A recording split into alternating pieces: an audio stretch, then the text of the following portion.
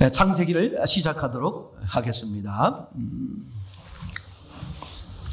오늘 나누려고 하는 것은 그동안에 우리가 창세기 1장, 특별히 넷째 날 14절부터 19절까지 계속해서 말씀을 나누었습니다만, 오늘은 이제 이 넷째 날을 마치면서 아주 중요한 이제 이렇게 정리를 전체적으로 해보려고 합니다. 창세기 1장이 어떻게 구성되어 있냐면 이렇게 구성되어 있어요. 터닝 포인트가 두 군데 있다. 그러니까 첫째 날, 둘째 날, 셋째 날, 넷째 날, 다섯째 날, 여섯째 날, 일곱째 날. 여섯째 날로 보면 터닝 포인트가 두 군데 있고, 일곱째 날까지 보게 되면 터닝 포인트가 세 군데가 있다. 아주 중요한 맥심이 되는 부분이 세 군데 또는 두 군데가 있어요. 첫 번째 터닝 포인트는 언제냐면 둘째 날, 6절부터 8절까지에 해당이 되고, 그리고 두 번째 터닝 포인트는 이 넷째 날과 다섯째 날 사이, 이렇게 말할 수 있고, 세 번째 터닝 포인트는 여섯째 날과 일곱째 날, 그죠? 그러니까 여섯째 날까지와 일곱째 날은 완전히 달라요. 완전히 달라요. 그래서 지난 시간에 이렇게 지난 주일날 설교하시면서 그런 얘기를 했어요. 창조를 여섯째 날까지 볼 것이냐, 일곱째 날까지 볼 것이냐, 그죠? 일곱째 날까지 보는 게 맞다. 일곱째 날 하나님이 하신 게 뭐다? 안식을 줬다. 그게 사실은 뭐다? 최종 하나님의 목적이다. 이게 중요해요. 여러분 성경이 여러분 보고 계십니다만, 성경이 1장, 2장, 3장, 4장 이렇게 써 있잖아요. 이게 원래 성경의 원본은 1장, 2장, 3장, 4장이 있겠다, 없겠다, 없겠다, 없어요. 후에 성경을 정리하면서 이렇게 장, 절 분리를 이제 하게 된 거죠. 그런데 참 신기하게도 일곱째 날은 1장에 붙어 있지 않고 어디 붙어 있다.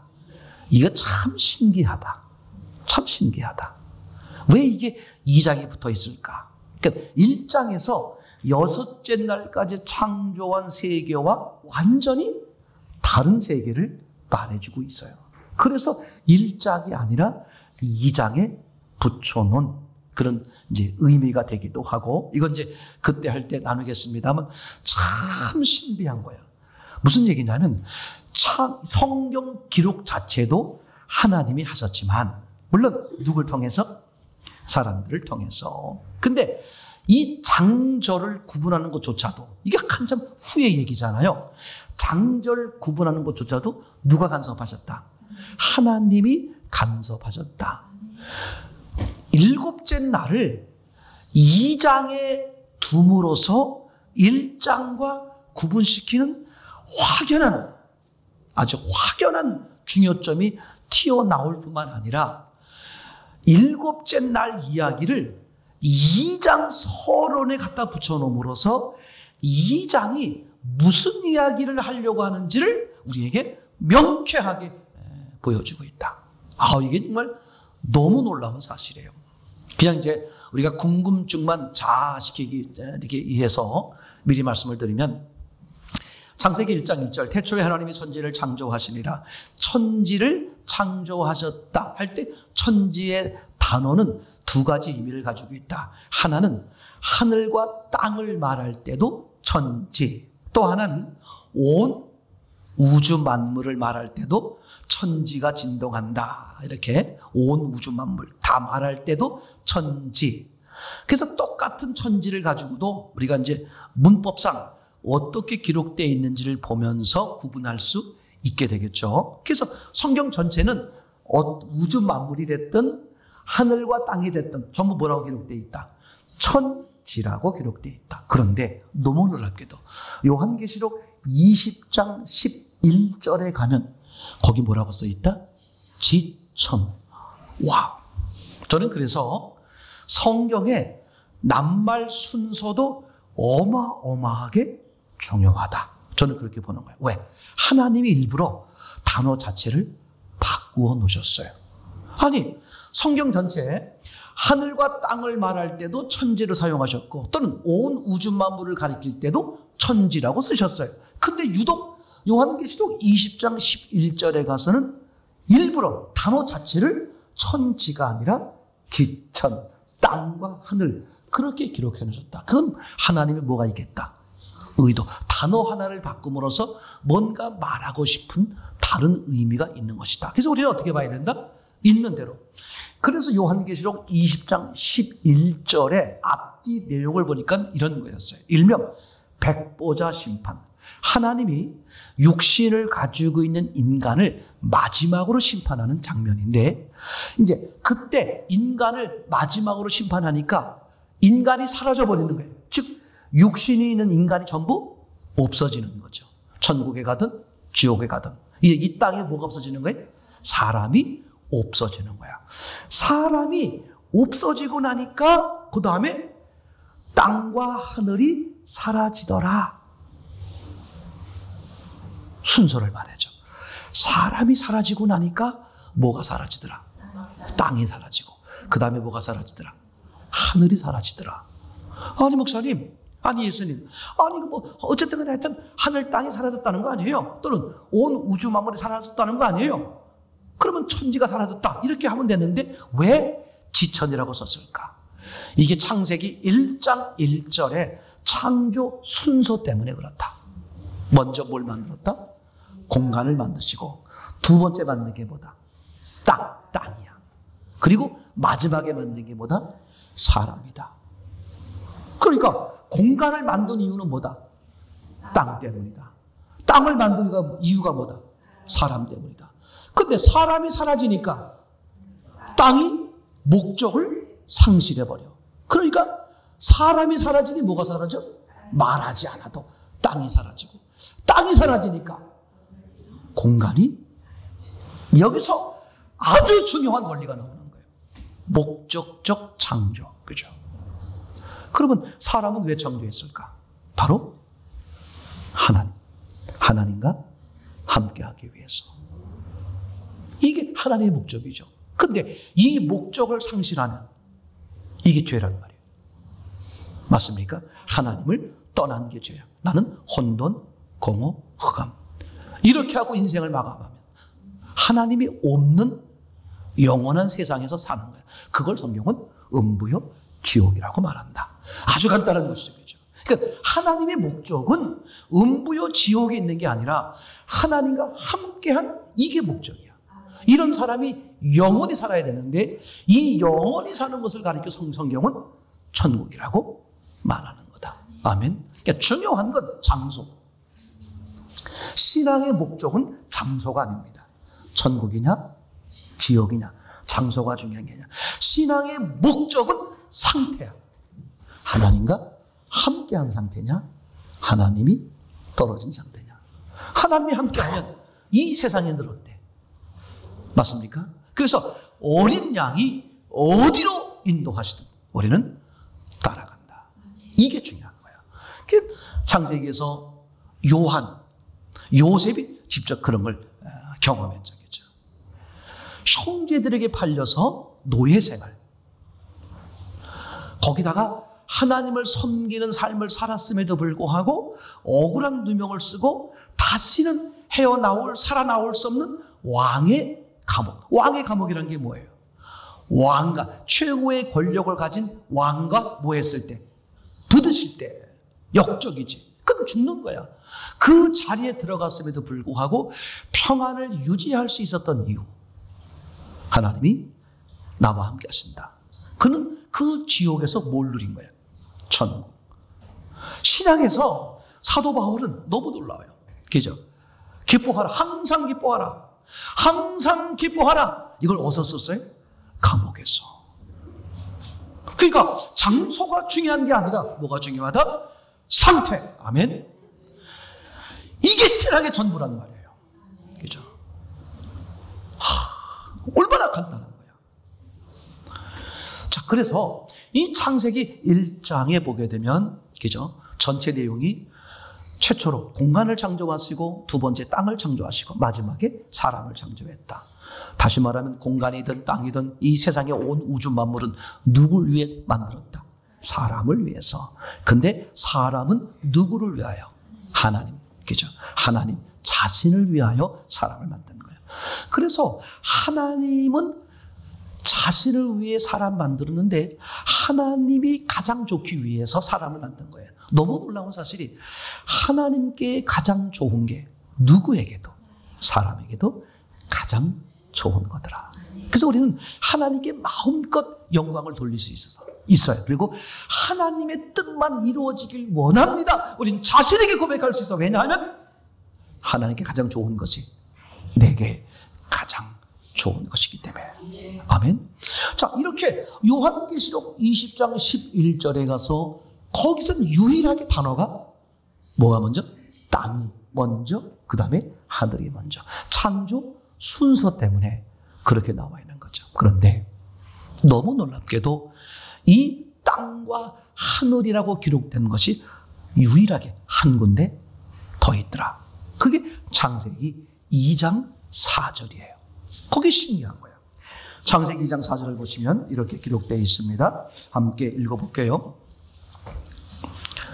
이것이 시작. 이것이 천지가 창조될 때에 하늘과 땅의 내력이니 여호와 하나님이 땅과 하늘을 만드시던 날에.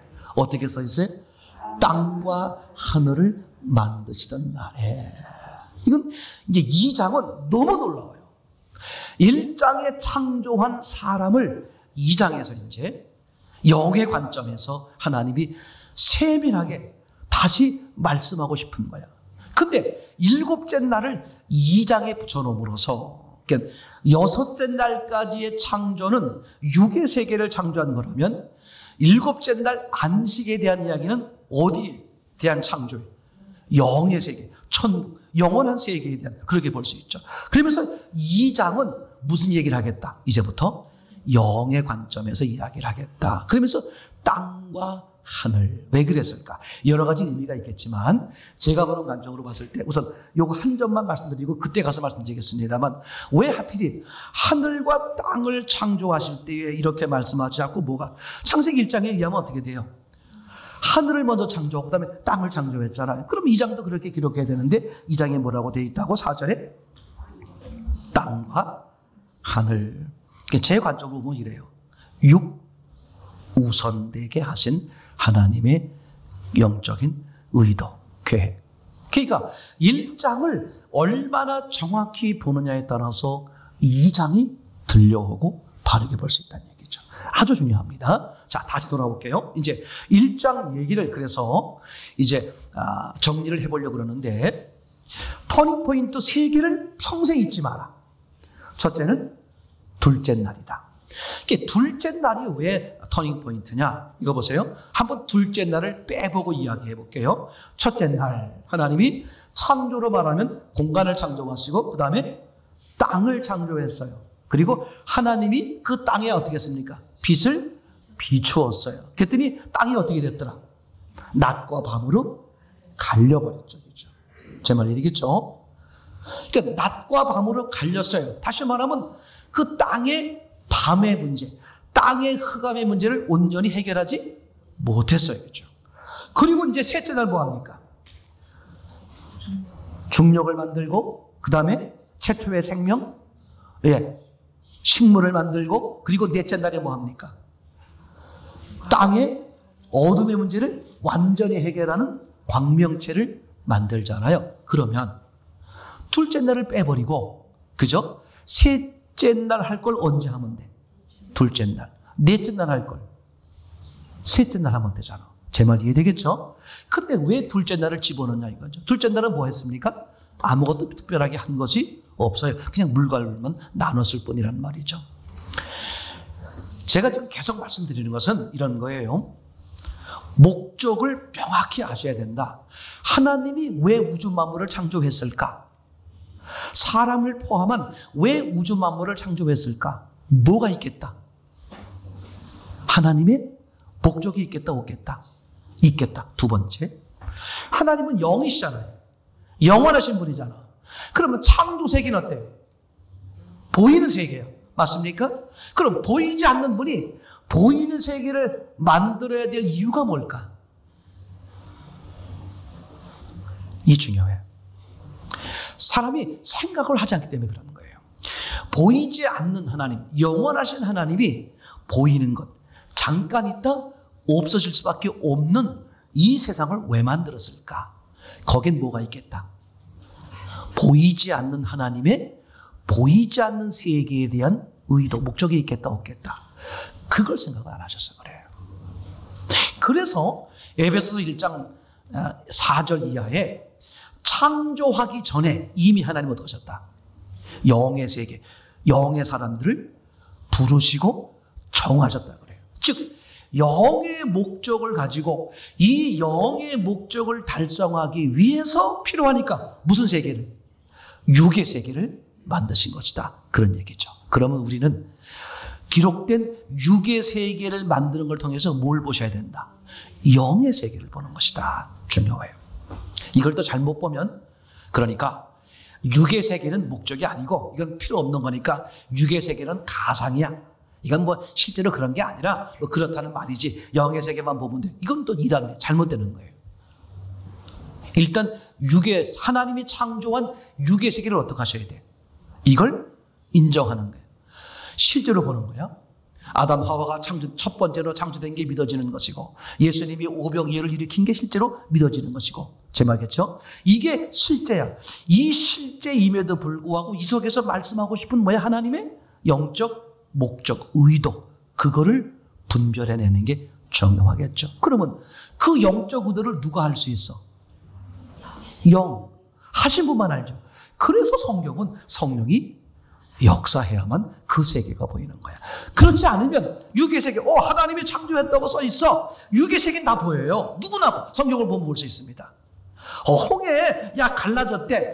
근데 이게 뭐 갈라졌다는 게 그때 마침 거기가 홍해, 빨간 바다라는 것은 실제로 뭐 그런 바다가 아니고 이렇게 빨간 수초가 많았던, 우리 왜 바닷가에 가보면 뭐 빨간 게 막 있어가지고 있잖아요. 그리고 그 빨간 수초가 많아가지고 이렇게 절벅절벅 걸어갈 수 있고, 어떤 때 물이 찼다가 뭐 해와 달의 저거에 의해서 물이 빠지면 그냥 지나갈 수 있고, 이제 애굽 사람들이 이제 이스라엘 사람들이 마침 그 앞에 있을 때 물이 빠지는 시기가 돼서 물을 쪼벅쪼벅 막 걸어서 건너갔는데, 건너가자마자 또 물이 차는 시기가 돼서 애굽 사람들이 밀려와서 다 빠져 죽었다.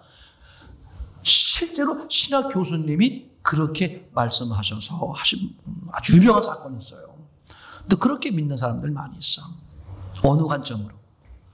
사람의 관점이요? 육의 관점으로 보니까. 그죠? 그러니까 우리는 철저하게 실제로 뭘 인정하자? 물리적 세계를 인정하자. 아멘? 그런데 이 물리적 세계를 창조하고 역사할 때 왜 이렇게 하셨을까? 더 좋은 방법이 있었는데, 물리적 입장에서 보면, 아니 이거 보세요. 오병이어, 그죠? 물리적 관점으로 보면 믿어드리는 거야. 예수님이 머리떡 5개 가지고선 5,000명을 먹이고 12공기 더 많이 남았대. 와, 세상에. 이걸 최악으로 보는 경우는 이런 경우입니다. 한 어린아이, 요한복음에 의하면 한 어린아이가 뭘 내놨어요? 예수님이 이거 다 어떡하냐, 불쌍해서 이 많은 사람들 이 광야에서 이걸 다 어떻게 먹이냐, 큰일 났다, 저것들이 다 배고파 죽겠다 했더니 그 예수님 말씀을 들은 어떤 어린아이가 순진하잖아요. 자기 도시락 가지고 왔다가 예수님 이거라도 어떻게 좀 이 순수한 마음에 이제 하는 거야. 그랬더니 이제 안드레가 그걸 받아가지고 예수님 이거 뭐 없지만 저 아이가 이걸 꺼내오네요 하면서 어린이 도시락을 가져온 거야. 그때 감동 쓰라미가 밀려와가지고 모든 사람들이 자기 가져온 도시락을 다 꺼내가지고 우리 함께 나눠 먹읍시다. 어떤 사람들 많이 가져오잖아. 그죠? 그러니까 먹다 보니까 다 배불리 먹고 12광줄이 남았다. 그렇게 해석하는 신학자도 계십니다. 두 번째. 아니 그러면 보리떡 5개 가지고선 이 5,000명을 먹었어. 정말 예수님은 위대하신 정말 하나님이야. 그렇게 보시는 분들도 계세요. 다 잘못된 거죠. 더 중요한 사실은 이런 거예요. 아니 예수님이 하나님이잖아 원래부터. 그러면 예수님이 어떻게 하면 돼? 5천 명을 먹이실 때, 그죠? 아니, 그냥 돌 가지고, 돌이 없으면 어때? 무에서 유를 창조하시는 분이니까. 떡이 생길지어다. 아니, 그 중신교회 목사님이 시루떡을 좋아하니까 시루떡이 생길지어다. 아이, 그렇게 해가지고 그냥 콩이 한 12개 좀 박혀가지고 말이죠.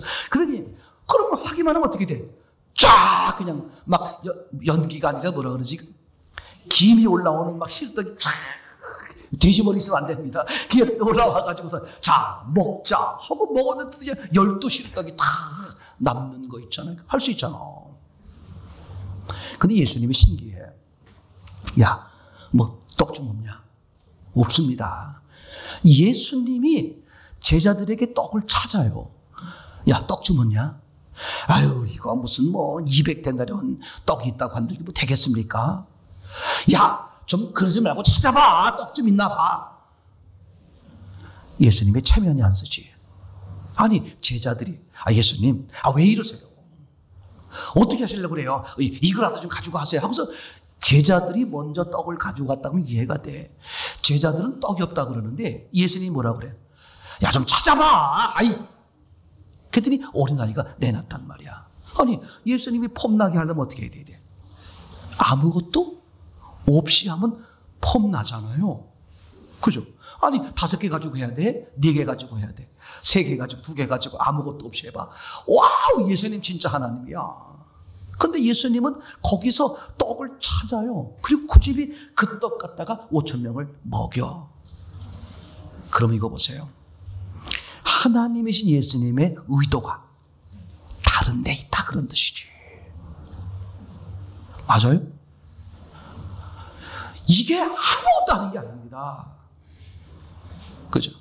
목적적 창조, 목적적 역사, 목적적 기록. 왜 그렇게 기록했을까? 왜 그렇게 창조했을까? 왜 그렇게 역사했었을까? 그죠?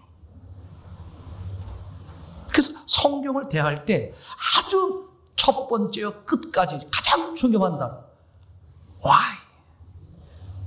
왜 그러셨을까? 그 성령이 역사하신다. 성경은 어떻게 기록되었다 그랬습니까? 의문이 들 수밖에 없도록. 다시 말할게요. 이 출발점이 잘못되기 때문에 신앙생활을 해도 신앙의 재미가 하나님이 안 만나지고 신앙이 그냥 이론에 불과한 거야. 과정이 중요한 게 아니라 첫 출발이 절대 중요해요. 성경은 아무리 많이 봐도 영의 세계를 알 수 없어요.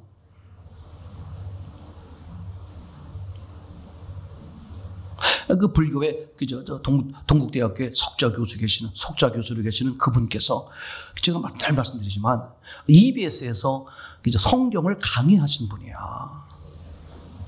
성경을 꿰뚫으신 분이라고 말할 수 있지. 그분이 요한복음을 강의했으니까 성경을 꿰뚫었다고 말할 정도로 아주 해박한, 성경 지식이 해박한 분이에요.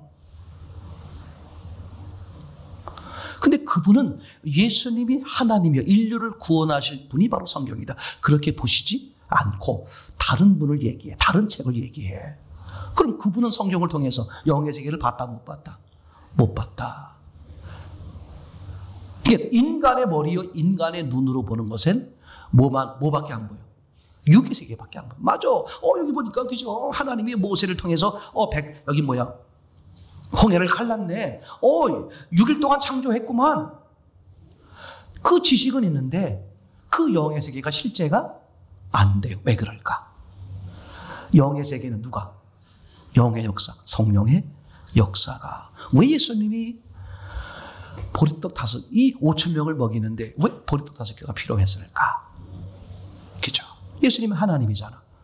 얼마든지 아무것도 없이 할 수 있는 분인데 왜 보리떡 5개가 필요했을까? 그 보리떡 5개가 누구 도시락이다?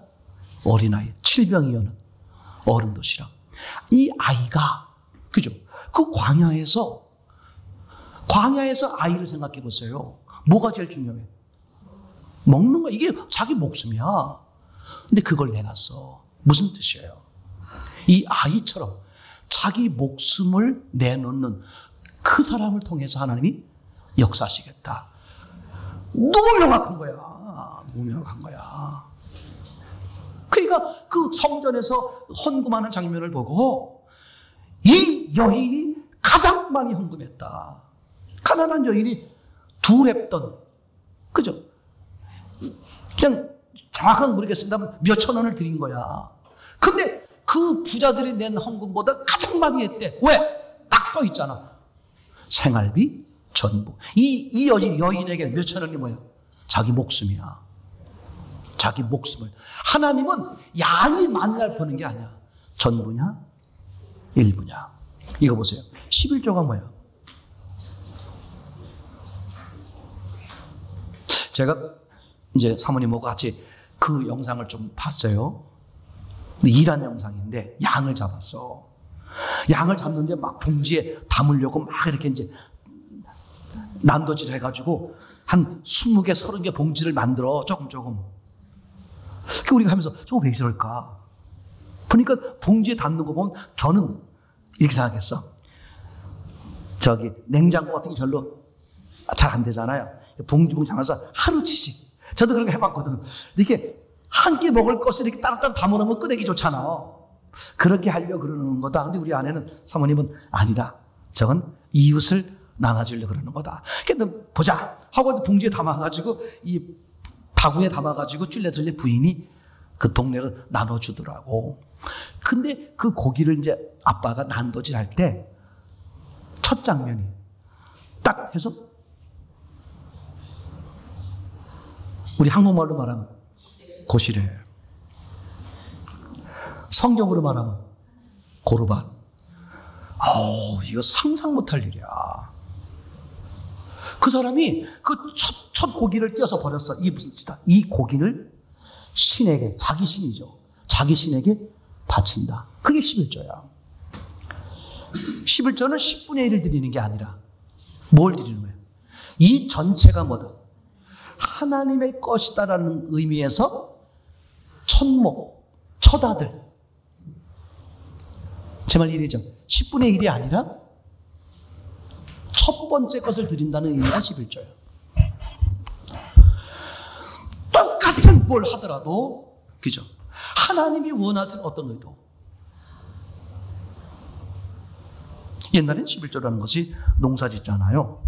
그럼 이제 봄, 여름에 한 번, 가을에 한 번 이렇게 이제 그 농사 짓는 걸로. 지금은 이제 다 방법이 다르니까. 그죠? 주로 이제 뭐 회사를 운영하거나 또는 월급을 타거나 그렇게 하면 11조를 하죠. 근데 지금은 이제 그거 말고도 어때요?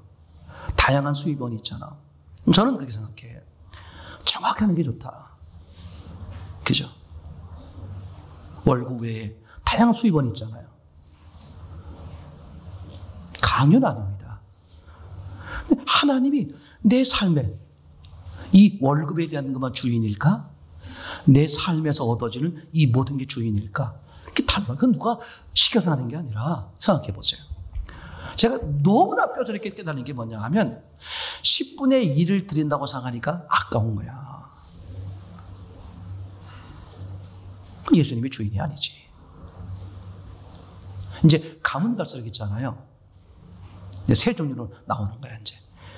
뭐 하나님 어디 있어? 내가 열심히 벌어서 내가 한 거지. 두 번째. 10분의 1을 드려 그랬잖아. 10분의 1은 드려. 나머지는 내 거야. 세 번째는 10 전체가 누구 거다? 하나님의 것이다. 그죠? 그 중에 첫머리. 10개 중에 하나가 아니야. 10개를 횡으로 놓는 게 아니에요. 어떻게 놔야 돼? 종으로 놓는, 제가 좀 표현을 잘못했나? 그럼 위로 쌓는 걸 뭐라고 그러는 거예요? 다 이해했죠? 위로 쌓아놓고 어떤 걸 드리는 거야? 첫 번. 그래서 하나님이 백성들에게 이렇게 말했어요. 누구 아들은 내 것이다. 그게 무슨 뜻이야? 전부가 내 거다 그런 뜻이지. 그 얘기 말하려고 그러는 거예요. 첫 번째 아들만 하나님 것이 아니라 모든 자식은 다 내 것이다. 그런 의미를 말하는 거잖아요. 이게 아무것도 아닌 거죠. 이게 삶 속에서, 그죠? 하나님이 나의 전부이냐 부분이냐 그런 얘기죠. 그래서 금방 말씀드린 것처럼 그 죄송합니다. 그 가난한 여인이, 그죠? 양적으로 말하면 아주 적은 돈이야. 그럼 초점은 뭐다? 생활비, 그러면 이제 마태복음 13장에 일명 천국장이 아니라 천국장. 그 천국장에 보면 뭐라고 써 있습니까? 그죠? 뭘 발견했어? 밭을 갈다가 보화를 발견했어. 덮어놓고 어떻게 하는 거야? 와서 이제 자기 전 재산을 다 팔았어. 근데 마침 그 동네에서 세 사람이 밭을 빌려서 농사를 지었는데 이 세 사람이 똑같이 뭘 발견했어? 보화를 발견한 거야. 그러니까 서로 말도 안 하고 어떻게 돼? 싹 덮어놓고 자기 집에 와서, 그죠? 첫 번째 사람이 자기 집을 다 팔아보니까 1억이야, 1억. 그러니까 1억 전체를 가지고 주인한테 가서, 나 이 땅이 필요한데 땅 파시오. 그랬더니 그 사람, 알았어, 팝시다. 그렇게 됐어. 그랬더니 이제 두 번째 사람이 보니까 자기도 발견했거든? 그래서 이제 살려고 보니까 자기 집을 다 팔려고 보니까 2억이야. 근데 옆 사람이 얼마에 샀어? 그 어떻게 얼마 팔아? 반만 팔아가지고 1억 가져가서 파시오 그랬더니 안 파는 거야. 또 다음 사람은 자기는 10억이야. 근데 어떻게 써 있어? 저 사람이 얼마에 샀어? 1억이야. 1억만 가져가는 거야. 근데 중요해. 10억은 얼마 가져가야 돼? 10억, 2억은. 그래서 많이 가진 사람이 예수 믿기 어려운 거야. 난 의정부 참 좋아해요. 의정부 되게 가난하거든. 제 아내하고 가끔 기도하면서 얘기해요. 어려운 사람들 많다. 근데 그들에게 진짜 복음이 들어간다. 부자가 교회는 다니고 헌금 많이 할지 모르지만 진짜 이거 안 돼. 안 되는 게 아니라 어려워. 그래서 오죽하면 그렇게 너무너무 천국의 영의 세계, 그 구원의 세계, 영생의 세계를 사모했던 부자 청년이 결국 어떻게? 돌아가는데 뭐 때문에?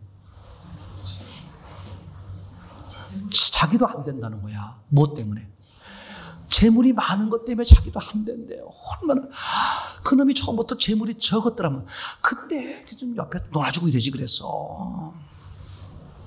우리 어릴 때 많이 들은 얘기예요. 어른들이 이렇게 말했어.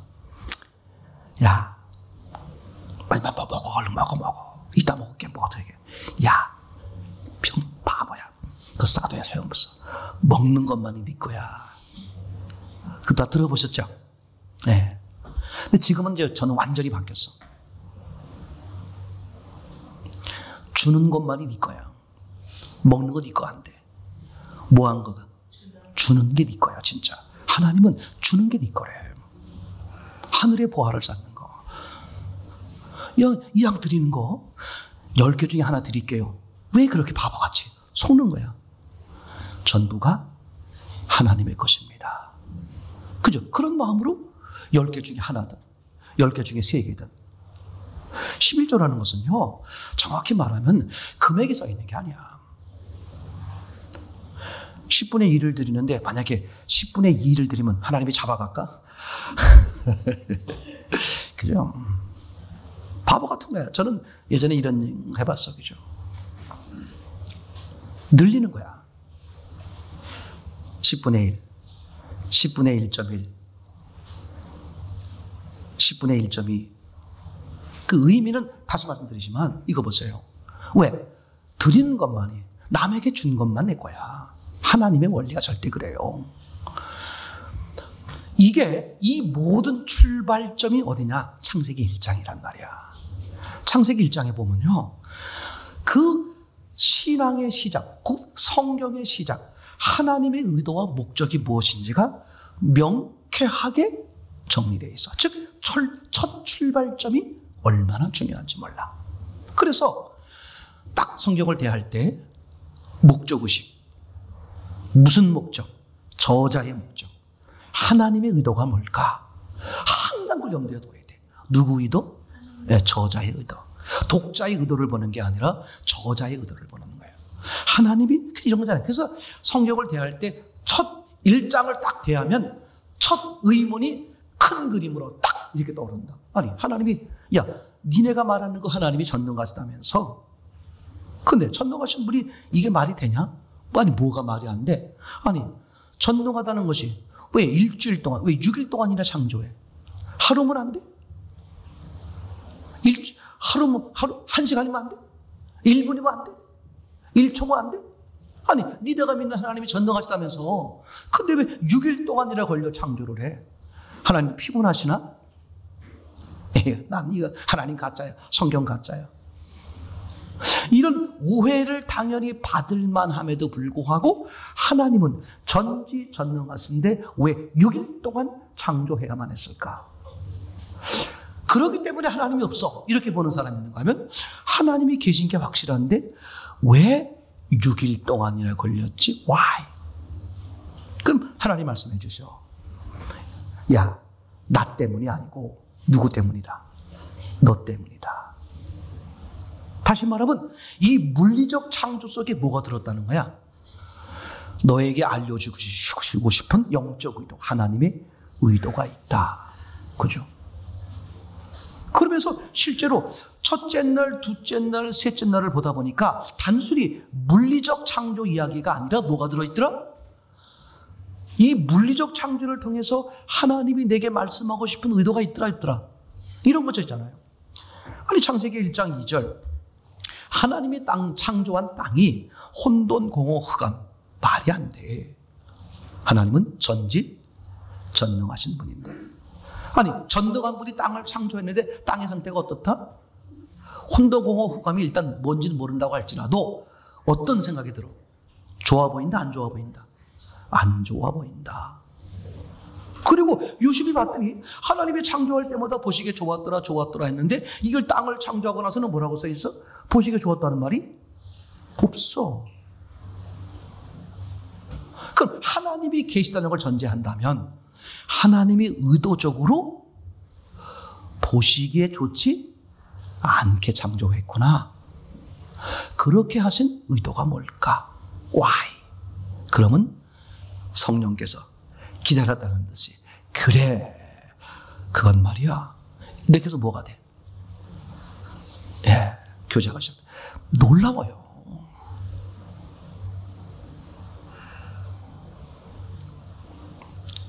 믿음은 들으면서 난다. 믿음은 하나님이 주시는 거야. 내가 만드는 게 아니야. 나는 말씀 앞에 듣겠다는 심정으로. 다른 방법이 없어. 아니, 이거 보세요. 아주 이것저것 다 돌아봤는데 이 의사가 명의, 이 의사 다 고친대. 그 사람은 다른 데 갈 데가 없으니까 이 의사의 말을 듣겠어, 안 듣겠어? 듣지. 아니, 병원 갔을 때 그런 분이 계세요. 의사한테 가가지고 자기가 처방을 자기가 해. 선생님, 내가 여기가 아프니까 이거 주세요. 그 의사가 황당해가지고 아니, 그럼 나한테 왜 안 줘? 그죠? 그런 사람이 진짜 많은 거야. 그러니까 뒷배, 킵이 없어야 돼. 다른 방법이 있으면 하나님 어떻게 하시냐? 그거 하라 이거야. 나한테 오지 마. 그거 해. 제 말 이해되나요? 그거 해. 부자 청년은 예수님께 나와서도 참 답답한 얘기야. 내가 무엇을 하여야 영생을 얻습니까? 영생이신 예수님 앞에서 뭐라고 말해? 내가 무엇을 해? 여전히 누구야? 여전히 나야, 나. 이건 돌아가는 거야. 예수님이 영생인데. 요한복음 6장에 시몬 베드로가 아주 제대로 된 얘기를 하잖아요. 영생의 말씀이 주께 있는데 우리가 어디로 가오리까? 영생이 누구야? 예수께, 내게 있는 게 아니라는 거야. 그럼 예수 붙으면 영생이야. 요한복음 15장 5절. 나는 포도나무 너희를 가지라. 그가 내 안에 내가 그 안에 거하면 사람이 열매를 많이 맺나니 나를 떠나서 너희가 아무것도 할 수 없다. 절대 다른 데 있지 않아요. 지금도 다른 방법이 있으면 하나님은 여러분들 중심을 보신단 말이야. 에이, 다른 방법. 여기 안 되면 우리 문제 해결 위해서 그런 거 많잖아요. 1차로 이 은행에 알아봐서 안 되면 또 다른 방법. 이런 거잖아요. 절대 신앙은 안 돼요. 예수님은 중심을 잃기 때문에 안 돼. 난 예수님밖에, 당신밖에 없어요. 예수님밖에 없습니다. 나를 불쌍히 여기시옵소서. 주님은 제각이야. 그 사람은 제각 책임지는 거야. 그죠? 예수 앞에 은혜 입으신 분들의 공통점을 생각해 보세요. 다른 방법이 있는데 뭐 해줄 수 있으면 해보세요. 이런 사람 아무도 없어. 그죠? 가나안 여인처럼 내 딸이 귀신 들렸나이다. 나를 불쌍히 여기시옵소서. 자기를 불쌍히 여겨달래. 그런 사람 은혜 받는 거야. 난 다른 방법 없습니다. 난 세상에다 버림받았습니다. 맞죠, 그죠? 그 이차희 교수님이 이제 다른 사람 어떤 분이 사모님이 경험한 그 간증 전해줄 때 그랬잖아요, 그죠? 남편이 아내를 위로해 주니까 뭐라고 말해요? 남편한테 당신도 나를 욕해달라. 시부모, 시어머니, 시누이 모든 사람들이 나 때문에 이 아이가 잘못 태어나서 내가 병이 있고 내가 문제가 있으니 나를 다 욕하고 있으니 당신 나 위로하지 말고 당신도 나를 욕해달라. 그래야 세상 모든 사람들이 나를 욕해줘야 나는 세상으로부터 버림받았어야 하나님이 나를 도움줄 거 아니냐 말이지. 와, 그치 그 심정. 그치 그 심정. 여러분 지금 현재 환경이 조건이 어떤 자리에 있더라도 상관없어요. 지금까지 잘못 살아 상관없어. 계속 잘못 살라는 뜻이 아니라 원래 처음부터 예수밖에 없었다고.